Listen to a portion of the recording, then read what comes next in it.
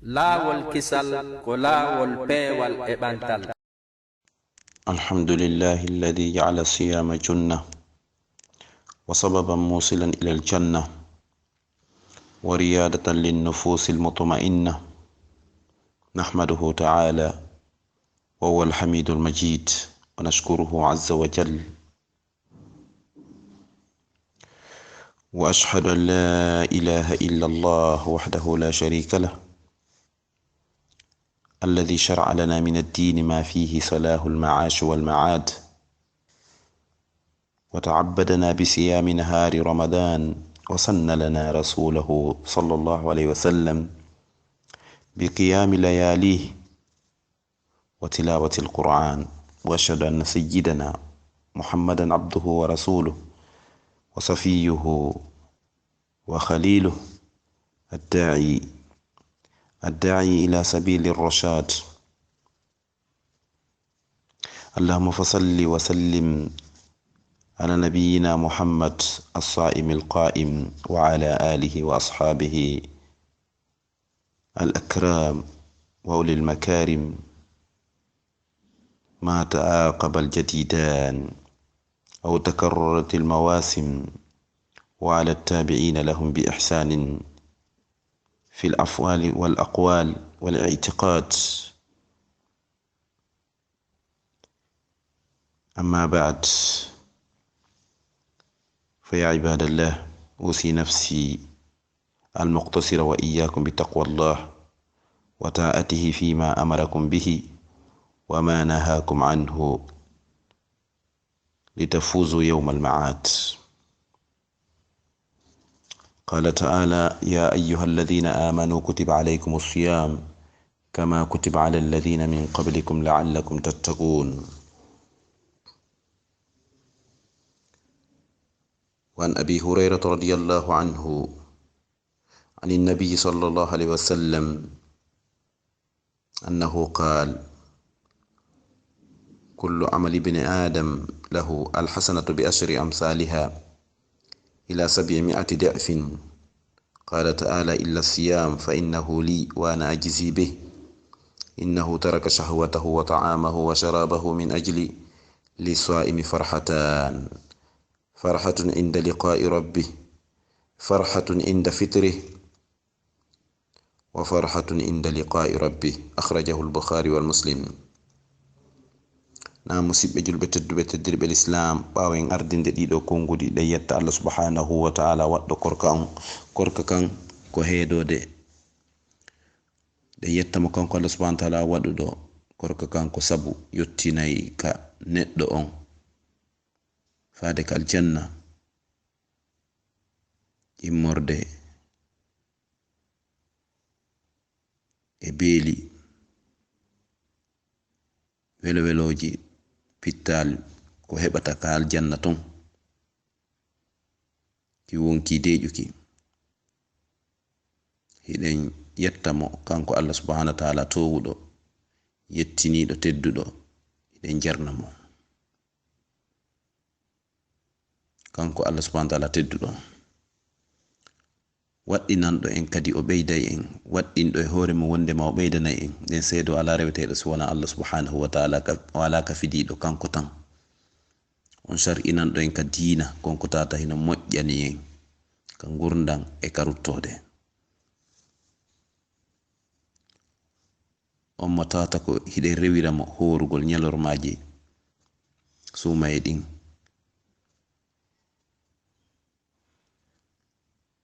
sunninanɗo en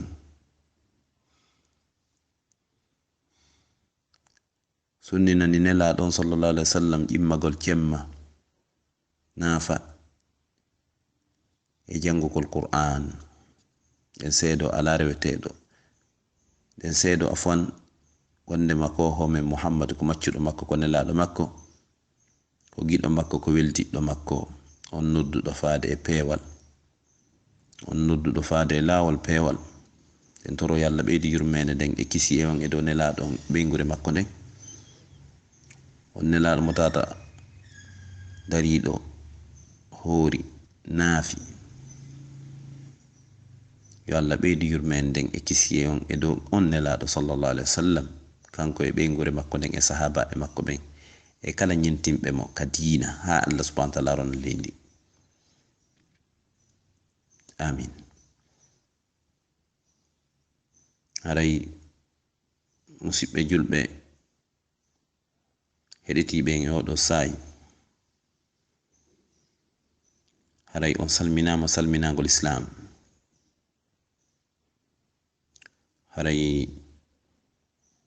hiɗe wonde nde ɗo yewtere hande jaɓɓagol lewru suumaye e hebilanagol suumaye. Ɗe wondi e o mawdu nde toɓɓere wande fa'ida jaɓɓagol o koɗo mo wonɗen heɓugol, sabu kala galle julɗo oɗo koɗo koɗotomo e nder lewru e hebilanagol nduɗo lewru suumaye. Haray miɗo wasiyo on wasiyo hoore an en fu yen hulu Allah subhanahu wa ta'ala ɗoftoɗen mo e dow konko yamiri en, woɗɗitoɗen ko haɗi en kon, fiyen malu, fiyen gañoyo ñalande ruttagol rutto ko Allah subhanahu wa ta'ala mana ka l'akhira. Haray Allah subhanahu wa ta'ala no wi en kal Qur'an ko ono yo gomɗinɓe Allah farlama e dow mon lewru suumaye wano suumaye farlira e attiɓe on. Ella on ko fi honɗum ko fi yo tampin en tun yo lettire en heege ka ko fi ɓay o yiɗa en. Ella on ko la'allakum tattaqun ko fi yon hulu Allah subhanahu wa ta'ala yon heɓu ko wiyete ko taqwa kulol Allah subhanahu wa ta'ala ko sabu ɗum waɗi so farliri e dow mon lewru suumaye. Nelaɗo sallallahu alaihi wasallam kadi maaki ko Abu Hurayra woni ko filli hadis on. Ɓe inni kala gollal ko bani adama golli, kala gollal ngal bani adama golli ko fi hoore makko o gollani. Moƴƴere wotere hino yoɓire moƴƴi 10, hino multiplier ɗon ha 100 cowale darjaji. En wolino e yewtereji men feƴƴinoɗi ko wiyete darja. Karama koɓe go no wi no fota bi ka leydi naɓi ka asma, woɓɓe wi no fota wa fello. Joni sen ƴettu misal raɓɓudu fanɗugal ngal fello, si joɗɗinama e beɗo balance jiccay ka jiccata, jabawol ngol jiccay. Joni noon Allah subhanahu wa ta'ala goɗɗo no golla moƴƴu gotu ngo yoɓa mo wa pelle 10 walla on tigi golla moƴƴu gotum Allah sowanamo ɗum ɗo pelle 100 sa dépende iman makko. Himo fawana kadi woɓɓe himo sowana ɓe ɓuri ɗum ɗon kadi sa dépende neɗɗo golluɗo on ko honno o wayi, ko honno o laɓɓiniri ɓernde makko nden sanga o gollata ngal gollal.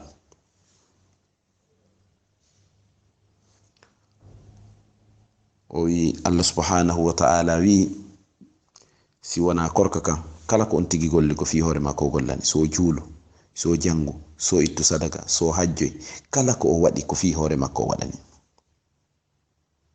Si wona korka kan Allah wi si wona korka kan ko min tigiri waɗana. Allah wi korka kan ko min tigiri waɗana ko fi an waɗira. Mi yoɓay ka kadi mi ƴetti engagement mi yoɓay ka. Mi yoɓay korka kan sabu honɗum non, sabu neɗɗo on o acciti faaleji makko ɗin, tuyoji makko, imma wondugo de ɓeygu makko ñalorma suumay, imma ko welatamo, o acciti ñameteji makko ɗin, o acciti jaram makko ɗan sabu an min Allah subhanahu wa ta'ala. O wi ko ɗum waɗi si tawi woni mi yoɓay mo, mi nokkay tun mi jonna mo, mi limata. Laare ɗum ɗo hino wallina ɓernde gomɗinɗo Allah, modi ɗum ɗo ko dewal ngal tawata hino mari valeur ka Allah subhanahu wa ta'ala, parce que o hertin ɗum ɗo e golleji hedditiɗɗi. O wi kala kullu amali bini adama lahu kala ko bani adama ɓiɗɗo adama golli ko kanko waɗani so juulu so o hooru afan so o juulu so ittu sadaka si o hajjoy so zakku jawdi makko ndin si o janti inde Allah si o tukku enɗan kala ko waɗi ko fi hoore makko waɗani Allah ittintini si wona korka kan o wi korka kan ko fi am mi waɗira sabu o acci tuuyo makko on faaleji makko ɗin o acci ñamete makko on o acci jaram makko ɗan sabu am min Allah subhanahu wa ta'ala o wi mi yoɓay ɗum joddi Allah ndin no nasuka joddi men ndin o wi no wodani horuɗo weltareji ɗiɗi himo welto sanga o taƴi korka makko kan so hoori bibimbi ha kikiɗe himo welto ko taƴi ɗon ko gayningal ñallal ɗon ko non kadi jango non kadi faɓɓi jango ha o gayna weltare ɗimmere nde himo welto sanga o hawri e joomi makko yoɓi mo ɗiɗo baraji mo welto ɗum ɗo ko yaltin hadis on ko Bukhari e Muslim woni ko filli hadis on musidɓe julɓe aray ko hadis mo tawata ko selluɗo haray hande hiɗen wonde nde ɗo yewtere musidɓe julɓe jaɓɓagol lewru suumaye heblanagol suumaye inchallah laawol kisal ko laawol peewal e ɓantal nam nene gotoɓe ankal islam musidɓe teddirɓe l'islam heɗitoɗen ɗo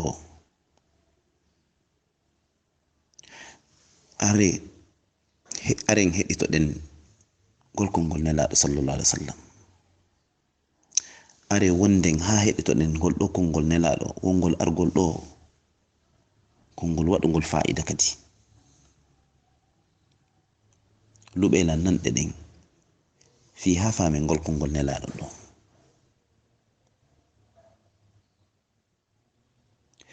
قال رسول الله صلى الله عليه وسلم قال إبليس للرب سبحانه وتعالى وعزتك لا أبره أغلو عبادك ما دامت أرواحهم في أجسادهم فقال الرب وعزتي وجلالي لا أزيل أغفر لهم ما استغفروني رواه أحمد نلاد صلى الله عليه وسلم ماكي وإبليسه وأني هم الله سبحانه وتعالى شيطان kuɗaɗo raɗa en andi o ɗo ko gaño men Allah yewti en ɗum ka alqur'ana ko gaño men sabu o yaltini baben men ka aljanna o ɓorti baben men tawa ɓe wattaki hay hunde o yafoti Allah teddin en o ɓorti mawɓe men ɓen neɗɗo so tawi woni o yaltinima e nema o yaltinima e galle misal wiyen hara galle a waɗe darnuɗa galle kendeje o yaltinima oɗo ma eɗen galle o ɓortimo o ko giɗo ma o ko gaño ma ɓaɗe jokiron kono enen ko ɗo jogiɗen hande giɗo ko kala ko o fewjani en ko ɗum wonɗen jokkugol iblisa wiyani sheytan wiyani Allah subhanahu wa ta'ala o wi mi wondiri mangu mi wondiri teddungal mangal an Allah mi serata miɗo bewina ɓeɗo jiyaɓe ma mi accata miɗo bewina ɓeɗo jiyaɓe ma tanke hino duumi e maɓɓe wonkiji maɓɓe ɗin ka nder ɓalli maɓɓe mi wondiri teddungal mangal an Allah mi serata mi accata miɗo bewina miɗo majjina jiyaɓe maɓen tanke wonkiji maɓɓe ɗin hino ka nder ɓalli maɓɓe mi accata ɗum mi majjinay ɓe mi jiñinay ɓe woɓɓe mi hollay ɓe ko ɓe suka ɓe fijo tawo ha hiɗen mari woɓɓe wiya ɓe ƴiƴan keccan diway ɓe naterte sukaɓe ƴiƴan keccan diway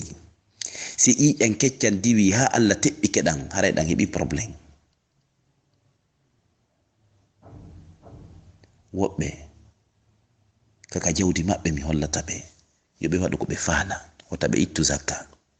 wata ɓe okkor miskinɓe ɓen ko wonde wolugo kon wata ɓe ittu sadaka si ɓe itti sadaka ɓe wonay pauvre sa wiya wallay ko ko tampi ɗo ko fuu a wonay miskino ko a tawtay ɓe woɓɓe ko ɗum mi hollata ɓe woɓɓe mi holla ɓe o jiwono lamba noddumo antun e makko ɗo heddodi ɗo bonude woɓɓe si tawi mi ronkiɓe eɗi nangugol ɓe ɗin pirki ɗon fof ta mi wataɓe nangugol kamɓe hiɓe wakkili ɓe cuulay ɓe jangay mi jokka ɓe ka juulide ton kono ko honto mi bonnata ɓe ko honto mi majjinta ɓe mi naata ka ɓernde maɓɓe mi holla ɓe wondema kamɓe ɓuri moƴƴugol kamɓe ɓuri kelɗugol hiɓe wawi jangugol ɓuri fuu mana mi bondira golle maɓɓe nden yiingo yoɓe gollir fiyo jama o yiyamɓe fiyo jama on nanamɓe ko ɗum waɗi cheytan ko gaño men musidɓe julɓe si o ronkirima ka boni ton o tawi o hendotakoma ton wayne mahi juula yeƴƴitoɗa yiyaɗa kaarijo en kaarijo ƴimmoɗa kadi tawa on tuma joni na fi Allah visuɗa ton ko visuɗa ko fi ɓe to yo yiyani ko fiyo ɓe to mante ittowo sadaka on kadi si tawi woni mi jokkirimo to mi ronku min na ittu sadaka taw on tuma on tigi ko yettirta sadaka ta ko visi ko fiyo jama on manumo e kaarijo no wakkili ndaari ɓay tumbodirama ɗon kanko tun o waɗanno e nangal ta ko ɗum o ɗaɓɓi jon noon Allah subhanahu wa ta'ala wi o yey ka darngal an gollirnoɗo fiyo yimɓe ɓe yi'ane an gollirnoɗo fiyo yimɓe ɓe nanane si hari ka darngal hiɗa habbi joddindin ka Allah wiya onon ɗo ƴimme yahon ka ɓen ɓe gollirayno ɗon fiyo yi'an on fiyo nanan on yahe ka ɓen ɓe yoɓa on min Allah mi ala joddi mon he ɗum no hawni musidɓe julɓe ɗum no hulɓini nden nyandele ala yoɓo si wona Allah subhanahu wa ta'ala tinno laɓɓina ɓernde ma nden no metti non en fuu no mettani en no sattani en moƴƴa no surtout no menen ɓe wiyaton ko wajotoɓe si wiyama usaskari no wawi wajago son tigi wattana yila ko ɗum waɗi mantugol goɗɗo yeeso makko ko hirsirgol mo sallaɓi mantugol ngol en ɗuytay ɗum seeɗa minna en jarnata on tigi neɗɗo so waɗi moƴƴere ko yo jarne bal nelaɗo no maki mo waɗi moƴƴere ko yo yoɓe goɗɗo waɗanima moƴƴere yoɓumo o ala ko yoɓamo du'ana mo ha kanko tigiri o yiya ɗum ɗon tawa yerodiri e moƴƴere nde waɗanma nden kono mantugol seydi ba seydi diallo ɓimo folaka waɗi ɗum ɗo ɓimo folaka mo yoɓude sagalle musidɓe julɓe heɗite konngol cheytan ko wi Allah subhanahu wa ta'ala o wi mi wondiri mangu ma ngon mi wondiri teddugal ma ngal mi serata miɗo majjina jiyaɓe maɓe miɗo bewina ɓe tanke wonkiji maɓɓe ɗin tanke pittali maɓɓe ɗin no heddi e ɓalli maɓɓe ɗin mi majjinay ɓe mi dogira e ɓandu maɓɓe ndi wona ƴiƴam maɓɓe ɗan dogirta e maɓɓe Allah subhanahu wa ta'ala wi ndaw yewtere labande jomi mi wi Allah subhanahu wa ta'ala wi mi wondiri teddungal angal mi wondiri mango angu min Allah mi serata mi accata miɗo yafanoɓe tanke hiɓe torolan istighfar tanke ɓe wiide astaghfirullah ndaw yewtere labande wiwɗe musidɓe julɓe ndaw yewtere fotunde sindoɗa tasko mi serata min Allah mi wondiri mango angu mi wondiri teddungal angal mi serata mana mi accata miɗo yafano miɗo buumana jiyaɓe am ɓe bakkatuji maɓɓe ɗin tanke ɓe wiide lan astaghfirullah Allah yafano lam Allah accanan min e ma fuu en nani yewtere nden ndam puccu ndan hollande hebbin astaghfirullah wi'u astaghfirullah wa atubu ilay astaghfirullah wa atubu ilay astaghfirullah atubu ilay waɗu ɗum ko fanɗi wo temedere sa juuli subaha ko fanɗi wo sa juuli geej e futuro waɗa ɗum temedere laabi temedere walla waɗa ɗum wulure ma ko fawi nela ɗon kañum waɗayno ɗum par ñallal ko ɓuri temeɗɗe jeɗɗi e mako goo ɓuri temedere si nelaɗo mo Allah wi en kal qur'ana ga o yafanike mo ko ardine bakkat o yafanike mo ko sakkintine bakkat si o waɗi o confirmani elle o waɗali o yafanama Allah ƴetti assurance makko on ɓay buy men no mari assurance otoje ɗen assurance cuuɗi ha assurance hay hoore mum mi sikki haala ko ha ɗon c'est-à-dire si ɗum ɗon wonali ɗayne haray ɗayne goo kadi ala asira hoorema si oto an noon ƴiwri ka ƴiwri luubike on tigi ɗon on tigi lutti ɗon on toon tigi landoy to assurance mum on o hewtoy lahira Allah subhanahu wa ta'ala ƴetti assurance nelaɗon o wi o yafanike mo. Jon non kanko o yafanama o waɗi ɗum ɗo o mapike toragol Allah subhanahu wa ta'ala o ƴimmotono o naafa ha koyɗe makko ɗen ɓuuta. Yumma men Aisha sonnajo makko on o inna e nelaɗo an Allah confirmi o yafike ma ko ardinɗa e bakkatu e ko sakkittinɗa bakkatu si a waɗi ko on ɗum lettinta wonki makinni juula ha koyɗe ma ɗen ɓuuta. Jon non an o gorko walla an o sonnajo mo tawata biika hoore haka koyɗe no heewi dew bakkatu ino welti tun ka yiɗa ɗum wono jala kankita a sikkay a heɓi assurance a naati aljanna. Min e ma mo hewtali ɗum ɗo ko honɗum haɗitinno ɗen hebbingol oɗo istighfar. ɓayyuma men Aisha makani ɗum nelaɗo maki inni a accatano joni si Allah yafanike lan a accatano mi wona jiyaɗo Allah yettowo non ko on nema mo Allah nemini lan tawi ala ko ya feƴƴa hande kadi yuma men Aisha. Joni noon Allah wi mi serata miɗo yafano jiyaɓe am ɓen tanke ɓe torade lan yafuye tanke ɓe wiide astaghfirullah. haray tinno ɗen musidɓe julɓe hebbinen oɗo istighfar sabu noon Allah no wi en kal Qur'an فقلت استغفروا ربكم إنه كان غفارا يرسل السماء عليكم مدرارا ويمددكم بأموال وبنين ويجعل لكم جنات ويجعل لكم أنهارا ما لكم لا ترجون لله وقارا. Allah subhanahu wa ta'ala wi en ka suratul Nuh o wi amɓe yo hebbin istighfar si ɓe wi ɗum mi bomana ɓe bakkatuji maɓɓe ɗi mi yafano ɓe bakkatuji maɓɓe ɗin suma ene hewtude hebbinen istighfar. Allah saƴina uddita e dow maɓɓe asama on toɓo ngon o ɓeydana on kadi ɓiɓɓe worɓe o ɓeydana on kadi jawle ko ɗum faala ɗen o soggi aya on ha o lannitoroymo ko on ɗum heɓi on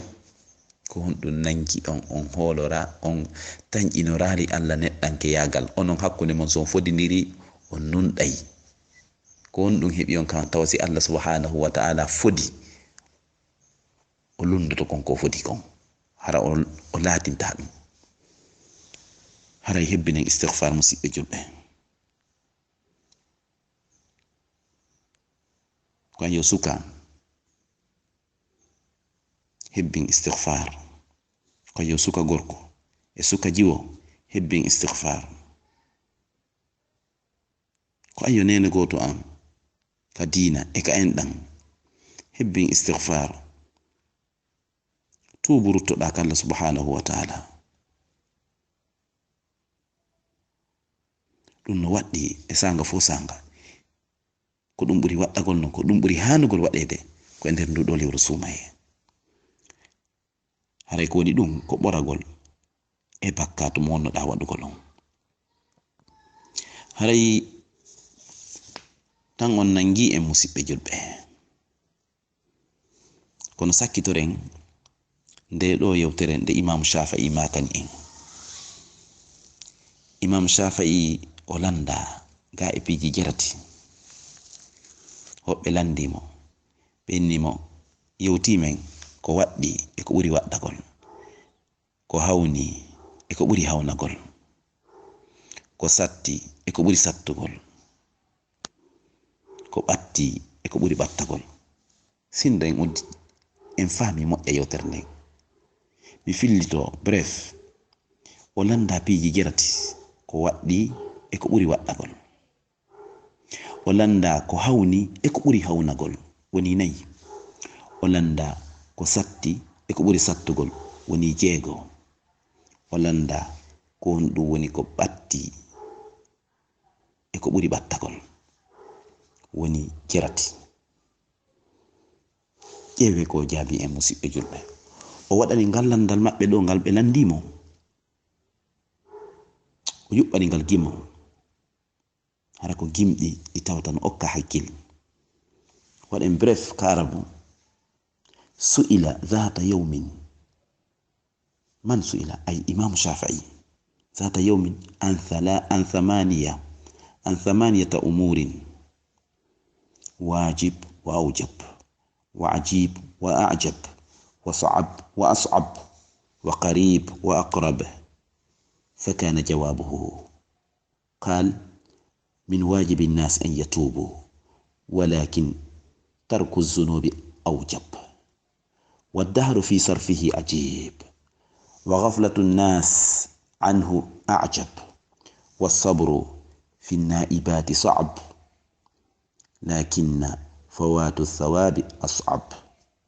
وكل ما ترتجي قريب، والموت من دون ذاك أقرب. وي kanko Imam Safayi o wi no jeeya ko waɗɗi yimɓe ɓen nde ɓe tubata, waɗɗi on yalti. O wi kono noon accugol, waɗugol bakkato on ko ɗum ɓuri waɗɗagol, woni ɗiɗi ɗi fof ɗi yalti. O wi zamanu ngun, firlisugol zamanu ngun, hanki hari ko a bobo mum pen hum tambeteɗo ka juuɗe. Firlisugol ngoɗo zamanu hande dari no fotata, hande goɗɗo watama ƴettugol. Firlisugol nguɗo zamanu yaaɗo ha tawa joni a furɗi, ya ha tawa a ƴetti koyngal tammal, a ƴetti tuggordo. O wi firlisugol nguɗo zamanu no hawni hari ko a payi kun joni a woni mawɗo, ɗum no hawni. O wi kono ko ɓuri hawnanagol yimɓe ɓen, ko wersindagol yimɓe ɓen, ko wersindagol yimɓe ɓen ga e ko tawoyta, mana e o zamanu ko koni feƴƴugol hoore maɓɓe ta ɗum ɗo hino ɗuytude ɓe tun wersinagol maɓɓe ɗum ɗo ko ɗum ɓuri hawnagol. ɗi nayi noon ɗi yalti. O wi muññagol ma e piiji probléme ji ɗin, piiji hewayɗi ɗin o satti. O wi kono faɗugol ma baraji ɗin, wersinoɗa ha faɗa baraji ɗin, misal sumay no woni ari golɗo ni, wersinoɗa ha faɗa baraji ɗin. O wi ko ɗum ɓuri hawnagol, ko ɗum ɓuri sattugol. ɗi jeego noon ɗi yalti. O wi kala ko tawata hino lada no ara hino ɓatti, kala ko tawata hino arude hino ɓatti. O wi mayde nden gani e ɗum ɗo fof ko ɗum ɓuri ɓattagol, mayde nden ɓuri ɓattagol. haray ko ɗum ɗo tan on okke musidɓe julɓe, haray ɗen gantino ɗen toro yafuye. haray yewtere men nden gasali inchallah. haray ɗe ɗo balɗe ɗo ha sumaye on daro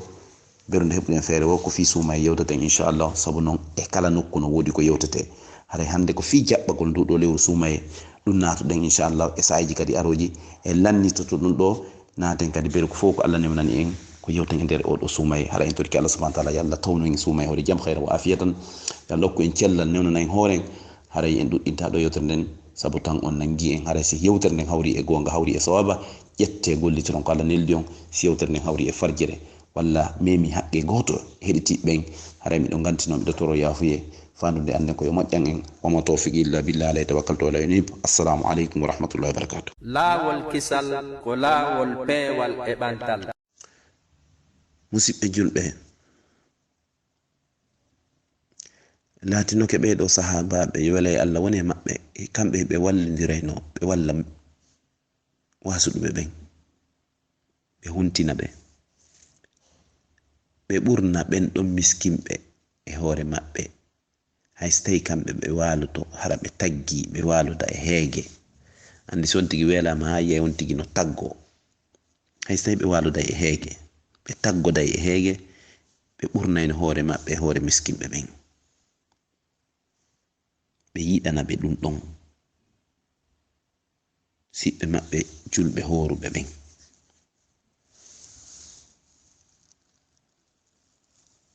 ñande goo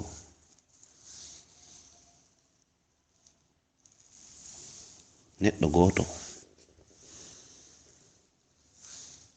himo toro, himo inna ko hombo ñawlinta yoɓowo on, patronji on,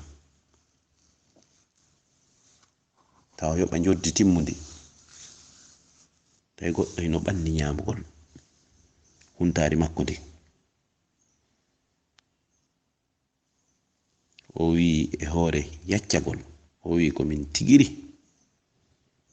o wi hino ɗo a hawri e maccuɗo ma maccuɗo Allah waasuɗo moƴƴere mo ala hay hunde moƴƴere on tuma o ƴimmi o ƴetti ko jogino ñamete o fecci hakkunde o jonni o ɗo torotoɗo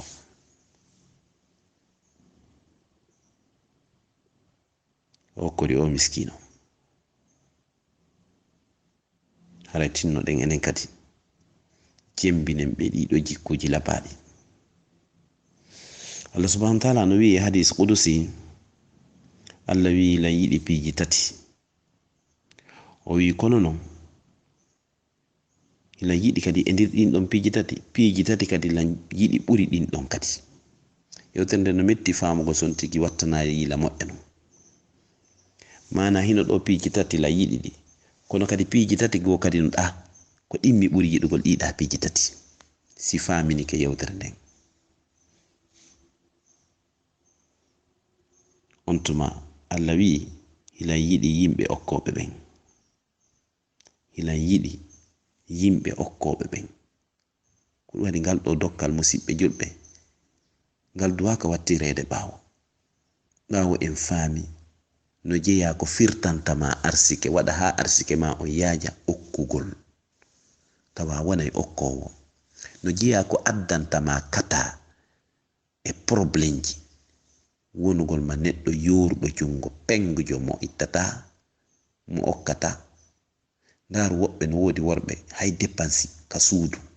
ko probléme sonnajo wolay ha ronka si dépense ji ɗi waalo karama koɓɓe wi'i ko annduɗa kon no waɗɗima wota habbo ha goɗɗo landoma ɗum hiɗa andi dépense no waɗɗima wallin dépense ji ɗin tanango e yaltugol yaha ko tako so o noddima téléphone e honto dépense ji ɗi woni wallin dépense ji ɗin si ala yo wonu ala yatoɗa jommum kono tawaɗa mari ko ya soñju sonnajo ɗon ko yo jooɗo ngerma ɗon o wowla ha o ronka ɗum heɓoro hoore kala han haysi heɓoto kadi hala ko hoore sonko e hoore mettinalngol sonnajo he min mi ronki he min mi waɗi ɗum ɗo he min mi financi ɗum ɗo he min bi duuɓi ɗi arɗa ɗo ɗin fu duuɓi 10 ɗum fonan ko a wino ƴetti ko a wi yahuno ka mawɓe makko ɓe wiɗa a ƴettimo a ƴetti garanti makko fu a ƴetti garanti makko diina makko kan a ƴetti garanti dépense makko ka mawɓe makko hari ko hendu o wurno himo ñamude himo haalade mo yarde a yahi a wi okke lammo no wowliten non kono eɗen duha sans ngol konngol ko resinelan ma jombinelan ko ɗum woni ka sharia a yahi a wi awa okke lammo ɓe okkima mo halas hande kadi dépense makko on koltu makko on diina makko kan mana responsabilité makko fof ko an jogi wota on tampinir sonnaɓe dépense ji ɗin jonniteɓe dépense ji maɓɓe ɗin jonniteɓe haqqeji maɓɓe ɗin kono no woodi sonnaɓe ko si ɓe sifanike ma a tawi hiɓe waywa sagginaɓe wurere ta no yurmi ha feƴƴiti wolotako accotako par ce que ala ko muusi tawi woni moodi on tigi no mari dépense o salo ittugol dépense ji ɗin o timmina tawa hiɗa suti ko salare e ɗum no muusi ta non kanko sonnajo ngo ala dole ma andu sonnajo ngo ala dole ma ko no woniri kono Allahu taguɗo ma on tagimo kanko kadi mo mari dole e hoore ma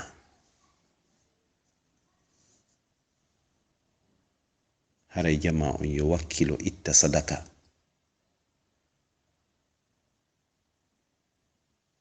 angal ittugol sadaka on hino pooɗana on tigi perdi e probléme e kata e kasara ko ɗum waɗi simi sakindigoy no gasa hande on hinnayi ɓe ari toragol wona toragol musidɓe julɓe ko laaɓangol e reedu sindo en famayno sindo en sansayno kono no woodi e woɓɓe ko tanke hiɗa hibbude ndiyan ɗan ka horde hinde ɓuɓude accitay tun hibbugol ndiyan ɗan horde hippinde tanke no hibbede ɗon no ɓuɓude accitay tun hibbugol yorake mana tanke no nande waji on ɗon ina modi no hani no moƴƴi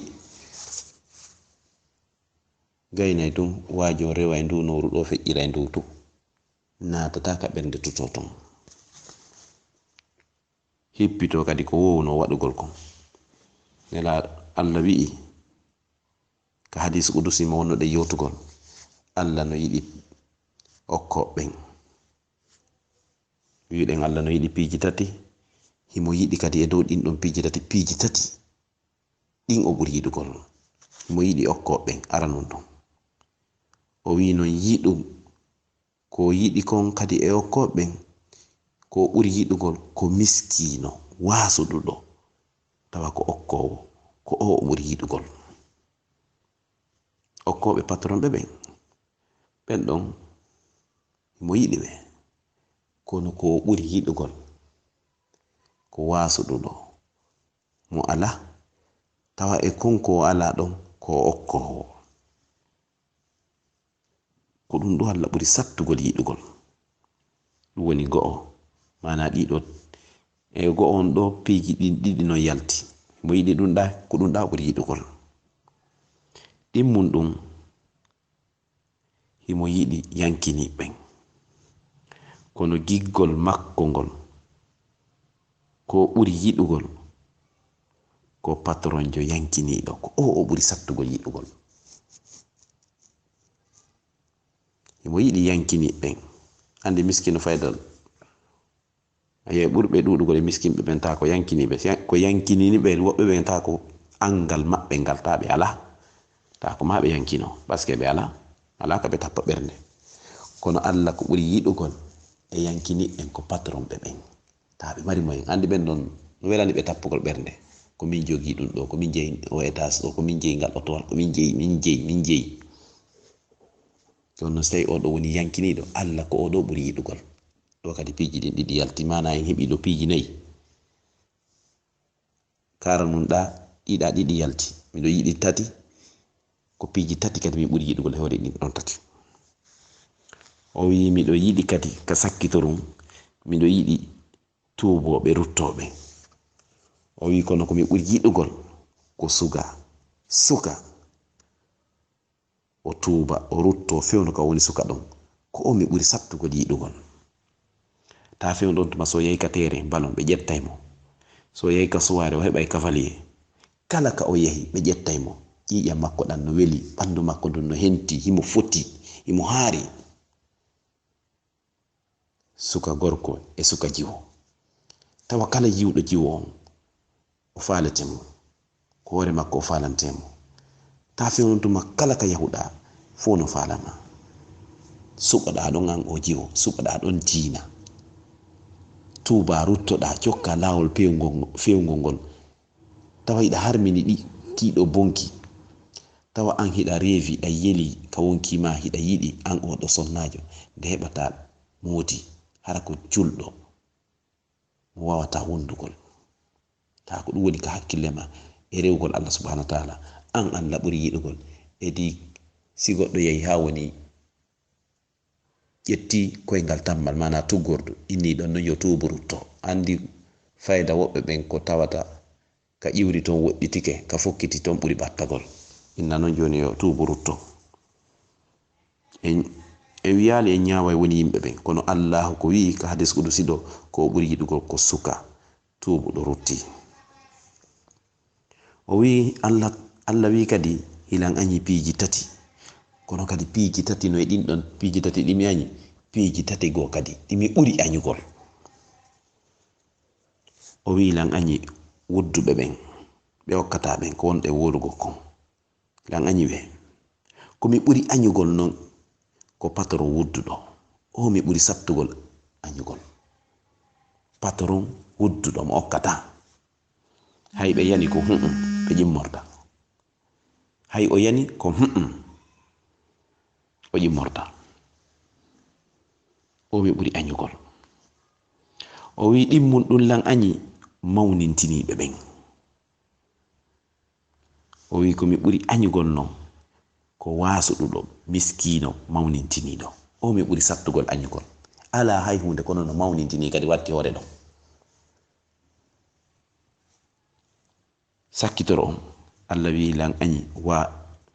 fasigiɓe mana waɗoɓe bakkato taw hirsirta lan añi ɓe. O wi kono ko mi ɓuri añugol ko mawɗo fasiqijo yahino wonino mawɗo ronkitino kuforon kono ha joni fimay simme, ha joni yentanto rewɓe, ha joni waɗay bonki. O mi ɓuri añugol. Fiyo woɓɓe nafitoro haala kan karabu waɗe bref ko hadis qudusi mana ko Allah subhanahu wa ta'ala wi uhibbu thalathan, qala ta'ala uhibbu thalathan wa hubbi li thalathin ashad uhibbu ahla sakha wa hubbi lil faqiri sakhi ashad wa uhibbu al mutawadi'ina wa hubbi lil ghani al mutawadi' ashad wa uhibbu at ta'ibina wa hubbi lish shabi at ta'ib ashad wa abghadu thalathan wa bughdi li thalathin ashad wa abghadu al bukhala wa bughdi lil ghani al bakhil ashad wa abghadu al mutakabbirin wa bughdi lil faqir al mutakabbir ashad wa abghadu al fusaq wa bughdi lil shaykh al fasiq ashad. Musidɓe julɓe, haray ɗiɗo waajuji ko waajete ko wonande on bugiɗo nanɗe mum ɗen o gollitiri, o ƴetti ɗum ɗo o gollitiri. laawol kisal ko laawol peewal e ɓantal. Kono e jiyaɓe Allah nene gotoɓe ankal islam hande ndu ɗo lewru ko tereti ɗoftagol Allah, ko tereti waɗugol moƴƴereji. Nde gandi si décembre hewti o nande julaɓɓen ko tereti maɓɓe on non ko ɗon hara ɓe addoy makiti ma fewdo juldeje ɗen, julde suumaye, julde donki, ko tereti yeeyo ɓenno.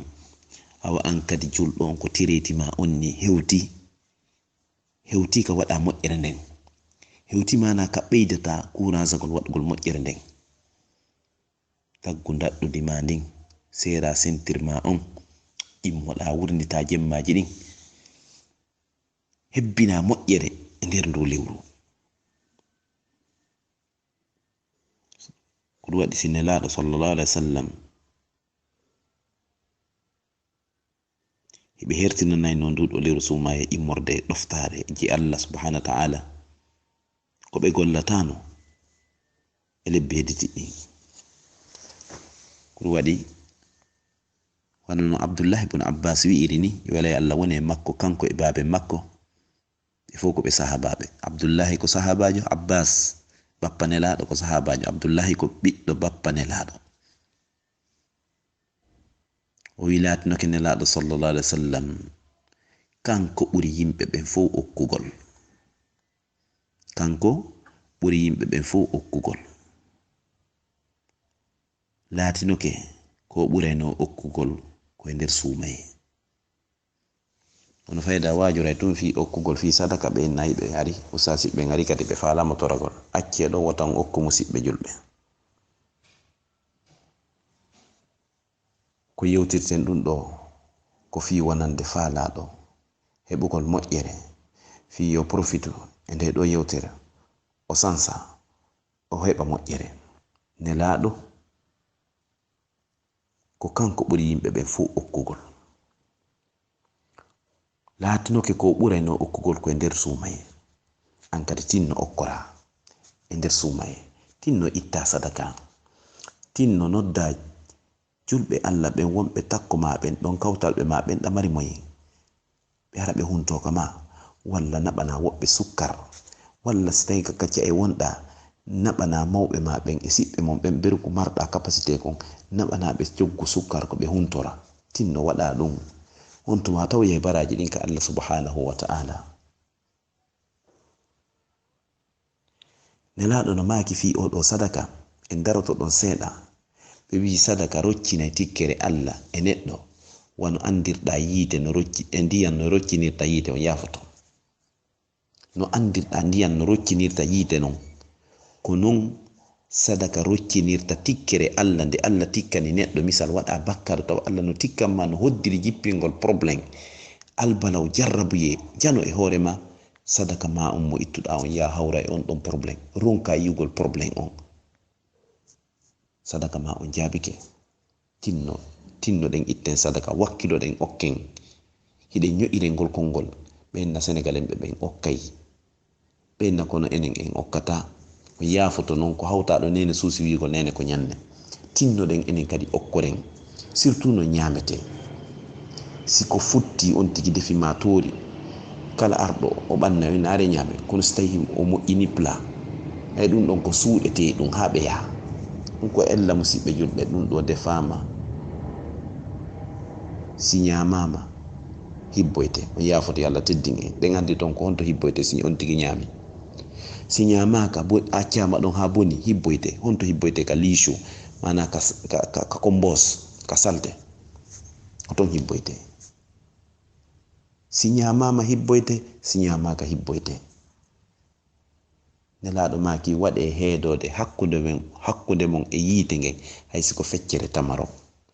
haysi ko tamarore nde fecconde hakkude ƴettonde ya feccere itton sadaka jonnon miskino Allah wakkilo ɗen okken suusen okkugol musidɓe julɓe okken hayso tawi en ala hay hunde moƴƴuɓe yawtuɓe ɓen kamɓe ko noon ɓe ono ɓe ƴettayno ko ɓe jogi tawa ko mari faler ɓe senda ɗon walla ɓe ƴetta fof ɓe jonna handuɓe ɓurɓe ɓe hayso tawi ɓe waloday kamɓe e heege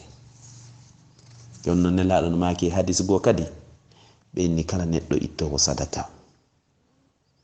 Allah subhanahu wa ta'ala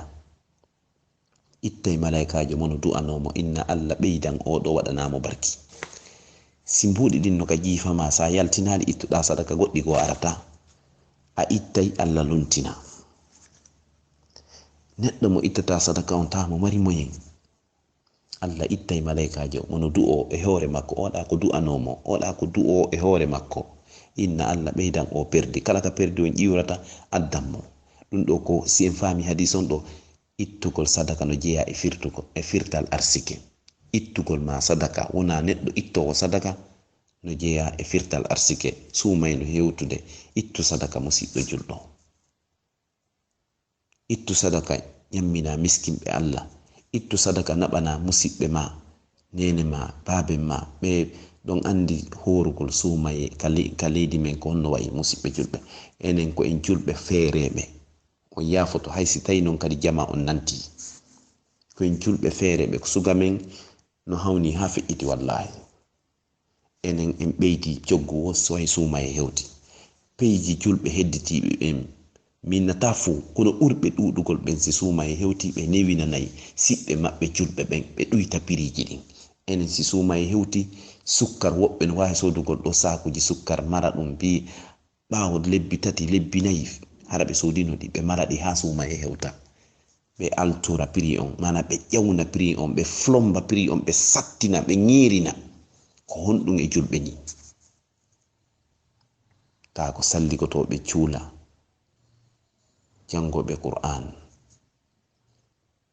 ko ɓe woni makko baɓɓen ko ɓe woni fewjoɓɓen ka bolondaji ka julirɗe ka moɓodira fof ko ɓe woni fewjoɓɓen ɓe sattinana miskinɓe Allah ɓe ala moyen ɓen e nder suumaye jon noon ko lewru ɗaɓɓirndu baraji lewru ndu wiɗen ka fuɗɗode yewtere to wallidirgol si ala hewde ko okkora yimɓe ɓe newinana yimɓe ɓen ɗaɓɓa seeɗa e hoore maɓɓe jippina prix ma on fi yoɓe wawa heɓugol ko kamɓe kadi ko ɓe horira e nder ɗuɗɗo lewru suumaye kono ko ɓeydugol prix on siko yeeyoɓe nebbam ɓe waɗa sooda nder ton fiyo nebban ɗan ɗuɗu fiwata ɗan ɗano siko etoɓɓen ɓe waɗa buusi ka balansi ley ma ɓe waɗa eman ley ka ley tawa ɗo ya wallin siko maaro kon siko kala ko etete ɗo ya wallin seeɗani tun tawa eman on pooɗi ɗum ɗon jippo ley heña inne timmikilo ta no hiɗa wadde ɗum e nder suumay jam foɗa yimɓe ɓen ƴetta ɗin mbuuɗi soodoya ko huntoɗa an e ɓengure ma nden e ɗum ɗo no hawni musidɓe julɓe yo jama on feewu particulièrement enen ɓe gine yimɓe feewen musidɓe julɓe par ce que fo lan falanayi adnallah fo lan falana peewal ko enen ɓe gine yimɓe ɓuri falanede peewal feewen yo jama on wakkilo gollira nunɗal etoɓe yo timmin etoje maɓɓe ɗin metotoɓe yo timmin mesirji maɓɓe ɗin taximétre ɓe ɓe yo nunɗo syndicat ɓen e coxer mi anda honɗum e goɓɓe no to wiyeteɓe démarcheur si a ɗaɓɓutude rondoriɓe probléme ji kadi sa fotti e ko wiyete démarcheur ko hay berɗe ɓe waɗamatama yeygol yo jama on nunɗo allahu wi'i mi fillanto woni ko allah daali wona min haali allah wi mi ittata nema wonɗo e yimɓe hettare wonɗo e yimɓe tanke ɓe sansali jikkuji maɓɓe ɗin inna allaha la yughayyiru ma bi qawmin hatta yughayyiru ma bi anfusihim allah ittata waylata nema moƴƴere ko waɗani yimɓe tanke ɓe sansali jikkuji maɓɓe ɗin ɓe sansali comportance ji maɓɓe ɗin ndaare hande julɓe guineyen no wayi musidɓe julɓe kala mo golluduɗa moƴƴuɗon ko mo sertuduɗa heña haram ne ɓidali ko woni moƴƴuɗon e ɗum no hulɓini leydi fota ko non wayi ara si tawi ko a yaltuɗo sa ari peyum kon no jeeya peyum ɓuri kon fanɗugol kono peyum rondi kunde million probléme siɗa fa laraɗa jangi honɗum nde mayiɗa mari jawdi honɗum nde sa naati ton a muɗa e tole sa naati ka nder leydi ton a muta e tole kala ko arduɗa tawi no woodi ɓurɓe ma kono honto yiyata peewal ngal ko ɗo woni iskalo musidɓe julɓe ko yewtirte ko fiyo battin sindo battinayno ko ɗum waɗi on tampini wajotoɓɓen kadi tampini on ko si wowlama ko yurmi yiya fo no siiɓi to yurmina saskari ɓe no wawi yewtere ɓe sifiki ɗo sifa yurmuɗo si wowlama ko kirɗi yiya on tigi jala ha kellidira juuɗe e koyɗe ko ɗon hatti o ƴettata ɗum o waɗa e hoore makko o tinto ɗon o sansa o feƴƴina yewtere nden o inna ko ɓe to hawnaki ko ɓe wiya ustaz kari en to ma mise kari en ma président on to ko suka ɓen ɗo wiya kanko o ronka tintagol ɗon o sansa ko ɗum waɗi yewtere si tawima ta innu ko feƴƴinɓe yewtere nden to ko ɓen ɗon wolana ko an tigiri haalana an mo yewtere nden tawi sansu ndaaru ko wola ɗo kon so tawi moƴƴere nden ko wola ɗo kon tawi hiɗa e mum ɓeyda so tawi ella on ko wola ɗo kon hiɗa wonde mum de maintenant sansa nelaɗo ko okkowo wonno nelaɗo maaki ko Abdullah ibn Abbas sifani en ɗo nelaɗo himo ɓuri yimɓe ɓe fof okkugol laatinoke ko ɓurayno okkugol koye suumaye sanga o hawrayno e sayyidina jibril jannamo rewtanomo qur'an o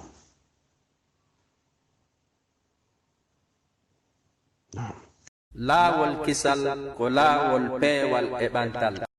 Naam musidɓe julɓe, haray ɗo en natude e yewtere nden hiɗen faala andingol kon ɗum wiyete taw korka.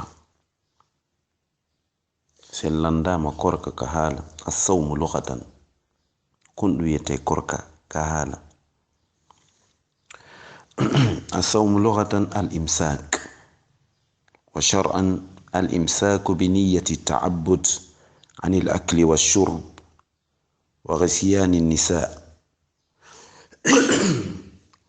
وسائر المفطرات من طلوع الفجر إلى غروب الشمس. كويته كورك كهالة كجوجي تكون سالان دام كن ويته كورك كهالة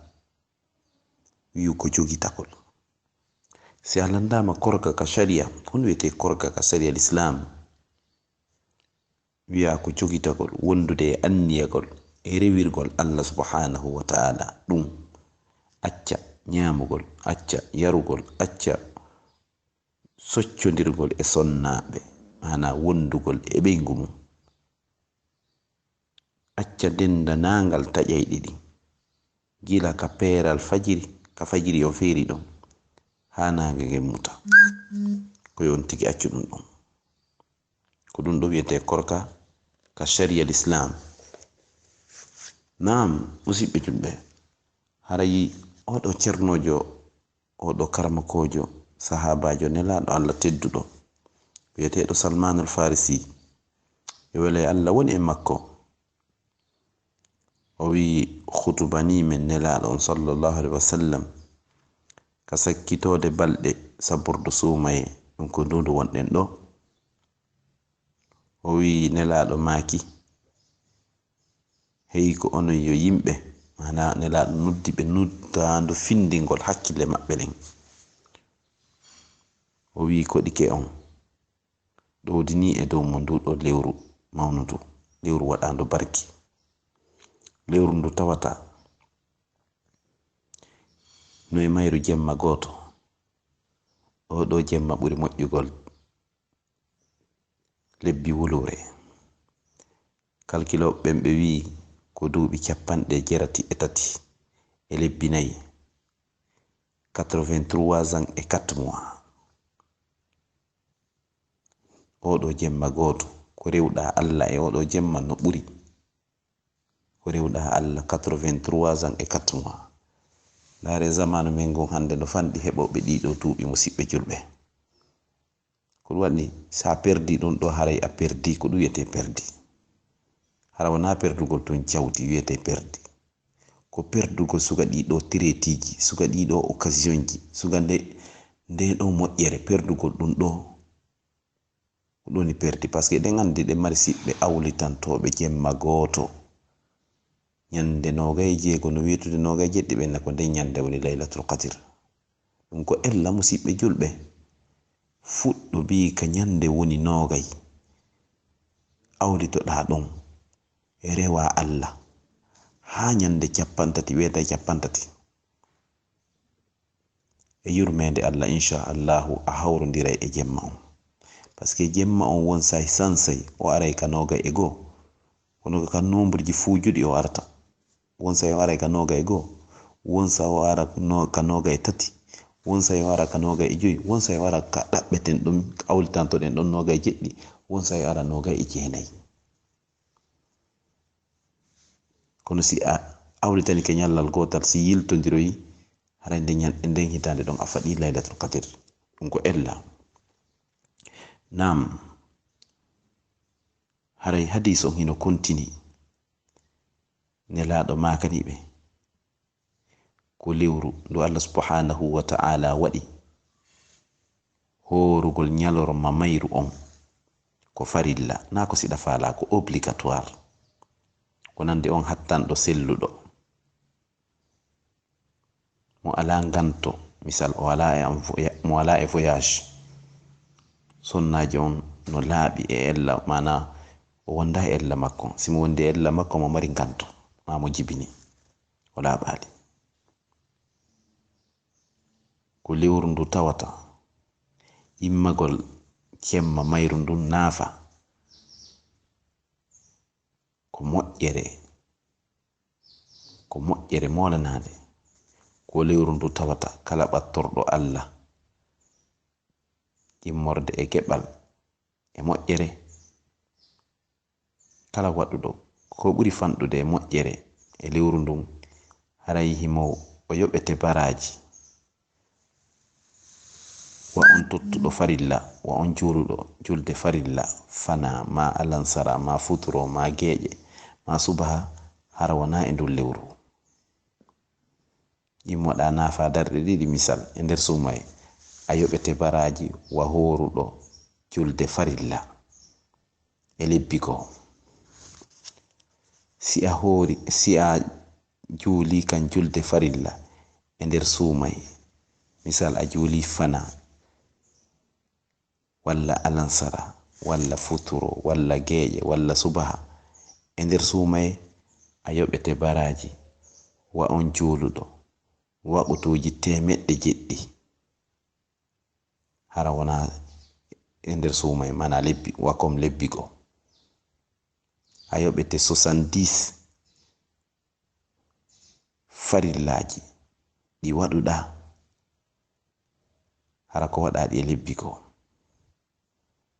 haray ko non nanditata. ƴeewe musidɓe julɓe moƴƴere ko woni e nder ndu lewru juula farilla gooto e nder suumaye yoɓeɗa baraji wa on rewɗo Allah hara wona e nder suumaye waɓutuji 70 wodi nduɗo lewru no mari moƴƴere. ko lewru ndu tawata ko lewru muñal, ko lewru ndu tawata koye julɗo muñño, ko lewru ndu tawata muñalngal baraji maggal on joddi muñalngal ko aljanna, ko lewru ndu tawata ko yo wallidire marɓe ɓen wallito miskinɓe ɓen, ko lewru ndu tawata hino ɓeydane jiyaɗo on, no ɓeydane julɗo on arsike makko on, kanko gomɗinɗo Allah on no ɓeydanemo arsike makko on, ko lewru ndu tawata kala on huntinɗo horuɗo latantomo yaafuye Allah, kala huntinɗo horuɗo latantemo yaafuye Allah subhanahu wa ta'ala bumantamo bakkatuji makko ɗin rinɗina kadi dande makko nden e natugol e yiite ngen. tawa kadi ɗuytantake emo huntini on baraji makko ɗin hay hunde. on tuma sahaba ɓe landi nelaɗo kayo nelaɗo Allah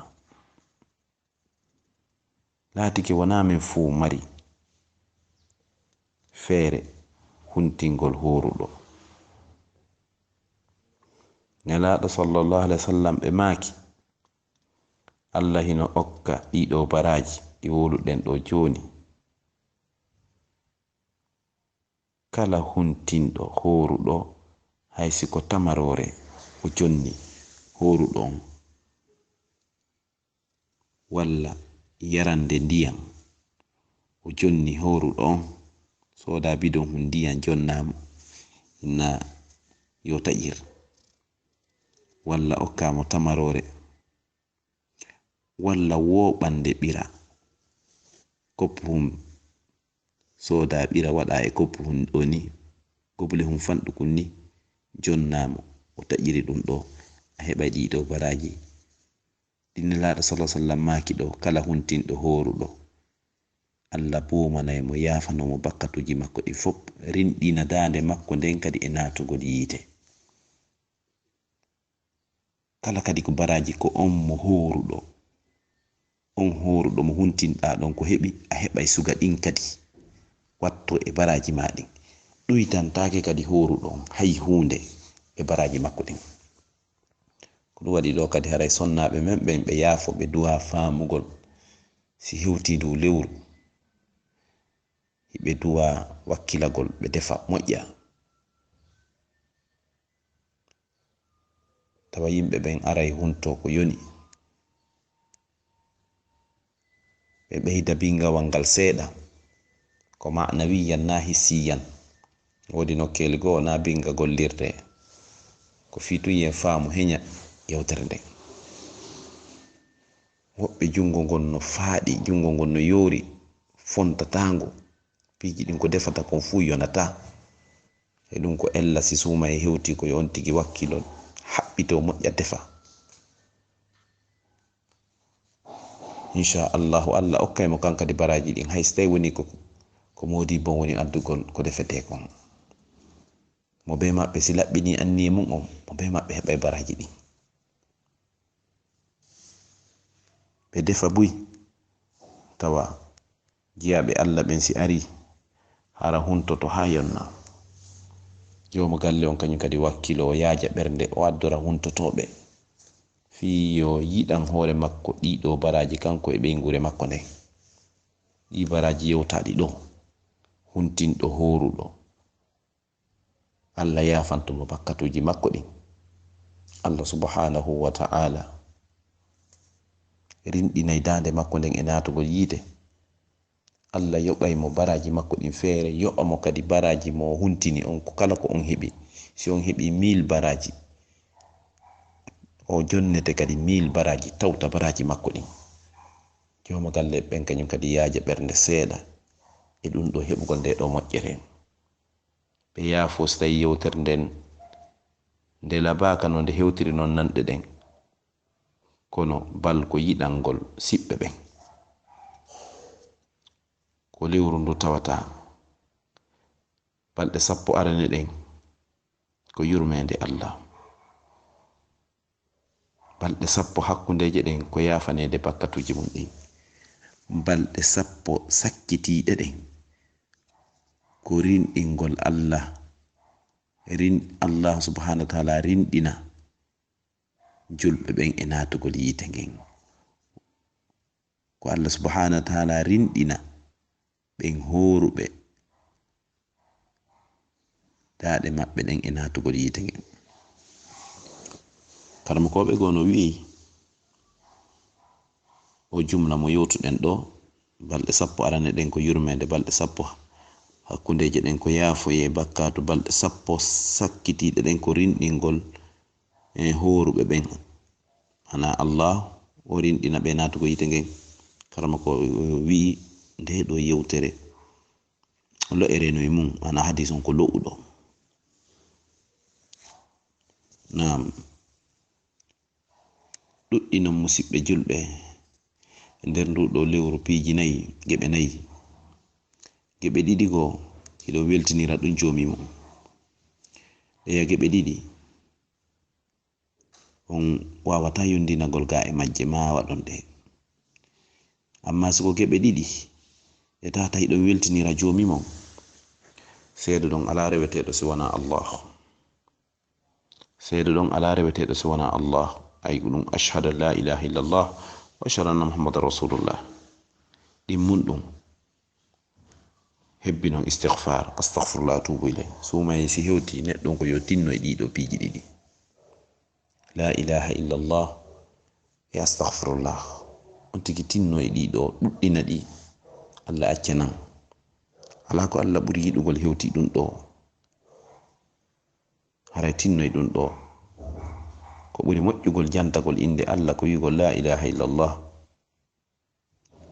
ko Allah ɓuri yiɗugol tororede ko toragol mo yo yaafo mo. toragol ma an neɗɗo yo yaafoma. Allah subhanahu wa ta'ala no yiɗi ɗum ɗo. tinno hebbina ɗum ɗo. ɗum kadi no weltina jomi ma. qirritoɗa ko an bonni, toroɗamo yo yafanoma, inchallahu e yurmede Allah o yafotoma bi isnillahi. si Allah newni o yafotoma, wona wonde ko forcé e makko, ko si o newni o yafotoma. neɗɗo non ko yo moƴƴin sikke ɗen e Allah subhanahu wa ta'ala. sabu non Allah wi ka jiyaɗan on sikkilan wo ko ɗum mi wonanimo. so sikkimo, so sikkilan mi gaynay hajuji makko ɗi mi gaynay, so sikki mi gaynata hajuji makko ɗi mi gaynata kadi. non haray sikken Allah ko moƴƴi inchallah. bela jojen heɓa yurmede makko nden. o wi amma siko piiji ɗiɗi ɗi tawata on wawata yondinagol ga e majji, ko ma tun ɗin ɗon waɗon ɗi. o wi ara nun ɗum hiɗon toro Allah subhanahu wa ta'ala yo naadu on aljanna. ɗin mun ɗum hiɗon molora Allah yo Allah dandu on natugol yiite. haray kadi si sen faami ɗo ko ɗum ɗo julɗo on du'a ɓurnugol. kala ko torotoɗa attotoragol ɗum ɗo, Allah naadan aljanna, Allah dandan yiite. on tuma non toroɗa non faaleji maɗin Allah okkoran ɓiɗɗo, Allah okkoran jawdi, Allah okkoran ɗum. kono taw premier ko attotoɗa toragol ko Allah naadi aljanna. par ce que aduna ɗo ara luttugol. ɗum ɗon hiɗen seedi ɗen yi ɗum ɗon ɗen gomɗini, bi fuɗɗiɗen surrugol yimɓe, ma bi fuɗɗiɗen nanugol kaarijo e kaarijo feƴƴini. ɗum en anda ittiri mum, ɗum en andi ɗon en gomɗini en holike ñande go enen kadi nanete ko enen feƴƴini no nanirten ni ko goɗɗo feƴƴini ñande go nanirte ni kadi waɗe ewol wonde makko min walla an walla goɗɗo ko feƴƴini. On non préparo finde ñalande toro Allah aljanna, sabu non sa heɓi aljanna heɓi kala moƴƴere, kala ko ɗaɓɓete kon kono wi'irten ni kaari yo waɗi affaire hara e heɓi kala moƴƴere. Allah dandu en si on tigi faɗi aljanna on hara o faɗi kala moƴƴere, hay so nemini keɗo honɗum e nemaji.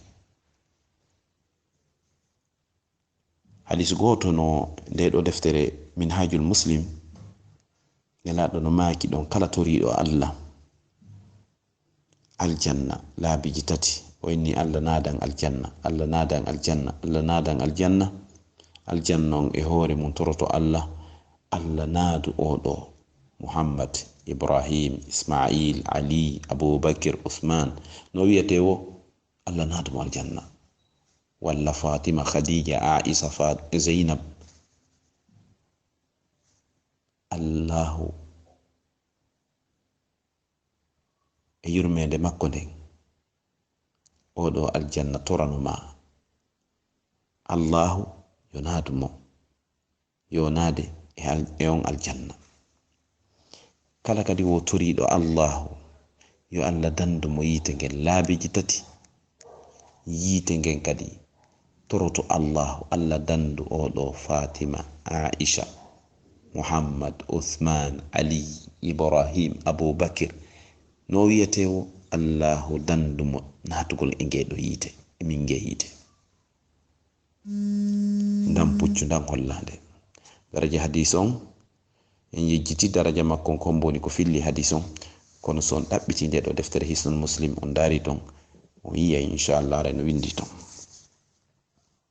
ɗum non o wi ɗiɗo piiji ɗiɗi on wawata yondinagol ga e ɗiɗo no yaaji moƴƴa no musidɓe julɓe, kono en raɓɓin ɗin to ɗo feƴƴen ara hebbino ɗen toragol Allahu yo Allah naatu en aljanna e nder oɗo suumaye, hebbino ɗen toragol Allahu yo Allah dando yiite ngen, sabu non ɗen wurduno e siɓɓe men rowani hikka tawali ɓe gurdan, enen kadi en anda hitande arore si tawaye en gurdan, tinno ɗen seren sentira on walla sonnaji on haɓɓa wudere nde moƴƴa, immoɗa wurnita ɗiɗo jemmaji, wakkiloɗa ber wo ittiritaga ma on weltingol jomima, toragol Allah yaafuye, toragol mo aljanna, toragol mo yohdande yiite e nder nduɗo lewru sumaye. Ñande go nelaɗo ƴawi e ka gangunal ɗen taƴa hadis on waɗen entre parenthèse, ɓe ƴawi ka gangunal maɓɓe ɓe waɗa yewtere on tuma ɓe wi amin amin amin laabiji tati. Sahaba ɓe wattani yiilay ɗum ɗo ɓayi nelaɗo gayno yi yewtere nden. Sahaba ɓe inni nelaɗo men yiiɗo ko ngalɗini men, min naniɗa maka amin amin amin laabiji tati ɓawo du'a waɗaka, ɓawo adu'aki. Nelaɗo maki ko no woniri ko Jibril ari tawilan ɗo wi'ilan piiji tati, o du'i o wiyo mi wiyo amin mi ammini, o wi kinal on ɗon rukkike ka leydi, on ɗon o perdi, o faɗi kala ko wiyete moƴƴere, on mo sumaye tawi ɗum bindu dari handu maayi, kanko heɓal ɗum o gollal ɗon ko Allah yaforomo, par ce que ɗum ɗo wonɗen ɗaɓɓugol ɗimmon ɗum ko wano mawɓe ɓen wurduɗo e mawɗo mum ha mawɗo makko feƴƴini, kanko heɓal ɗon ko weltinira mawɓe makko ɓen ha Allah subhanahu wa ta'ala weltanomo, heɓa ɗum moƴƴere nde tawata wonay sabu Allah subhanahu wa ta'ala yafanomo nadamo aljanna sabu welaye mawɓen hino e hoore welaye Allah subhanahu wa ta'ala. Mana kala mo mawɓe mum ɓe weltani ɗum hara ko julɗo Allah kadi weltantomo, kala mo mawɓe mum ɓen tikkani hara ko julɗo tikkere Allah nden kadi haray fawike on ɗon neɗɗo tinno weltina mawɓe maɓe sumayno hewtude ɗo wakkilo jonnana mawɓe maɓe wona yiye sukaɓe men go walla sonnaɓe naɓana nene mum samɓale hum walla 50 euro hum ɓe landitoyomo kadi ɓenna baba wallitemen de he o yummirawo no soñji. Subhanallah, nani konngol ngol wolata ko bonɗa wolangol ɗum yummirawo nene ma heɓuɗo ma on wiya yummirawo no soñji an o suka walla an o jiwo no hawni no hulɓinanima kono jogorɗa mawɓe maɓe wo kono ɓiɓɓe maɓe jogorta ma. Tammum ɗum nelaɗo maki on mo inde an janta e mum o ronki juulugo ɗe an misal wiya muhammadun rasulullahi sallallahu alaihi wasallam. Sallallahu alaihi wasallam on si ɓeyditama an kadi ko ya sundi to wiya sallallahu alaihi wasallam na nangugol ƴimmo e pooco e ɗum fetta sallallahu alaihi wasallam ko ya sundi to tu wiya sallallahu alaihi wasallam. Nelaɗo maki ɓeɗo tato Jibril ari toriki Allah yo Allahu on hayrin ɓeɗo kinal maɓɓe rukiki ka leydi ɓe perdi yomi wi'u amin minni amin. Jonnon sumayno hewtude sumaye daro ha ndumaya tawan a gollalɗo ko Allah yaforama haray andu dey haray hiɗarondi perdi jano. O wi kontinen hadis on nelaɗo maki kala yarnuɗo horuɗo ndiyam Allah yarnaymo e beeli an ɗin. Nelaɗo no mari wendu ka aljanna. Nelaɗo maki kala yarɗo ɗon o ɗon ɗetaki baada ko yari ndun ɗon kon ha o nata ka aljanna. Kala yarɗo ka wendu ɗon o ɗon ɗetaki ha o nata ka aljanna. Ko filli hadis on ko Ibnu Khuzaima e Imamu Bayhaqi e Ibnu Hibban. Lawol